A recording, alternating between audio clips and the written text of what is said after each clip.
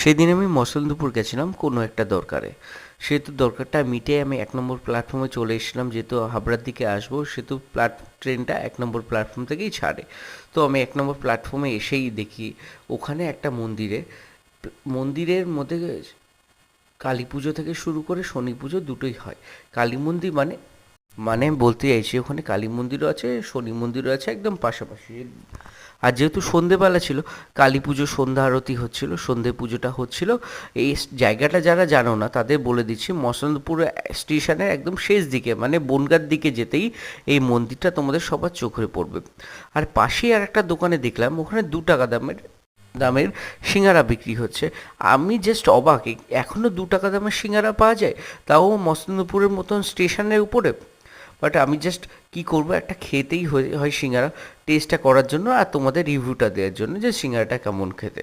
তো আমি সিঙ্গারা একটা নিয়ে ফেলেছিলাম, বাট সিঙ্গারা খেয়েই আমি জাস্ট বুঝলাম যে সিঙ্গারাটা সত্যিই ভালো সিঙ্গারা। আর ২ টাকা দামের এর থেকে আর ভালো সিঙ্গারা তো হয় না। বাট ২ টাকা দামের বা কথাই আছে যে দামে কম মানে ভালো, মানে ২ টাকার সিঙ্গারা। তো খেতে হলে আসতেই হবে মসনপুর স্টেশনে। আর আমার ভিডিওটা ভালো লাগলে একবার শেয়ার করে দেবে, সাবস্ক্রাইব করে দেবে। Thank you.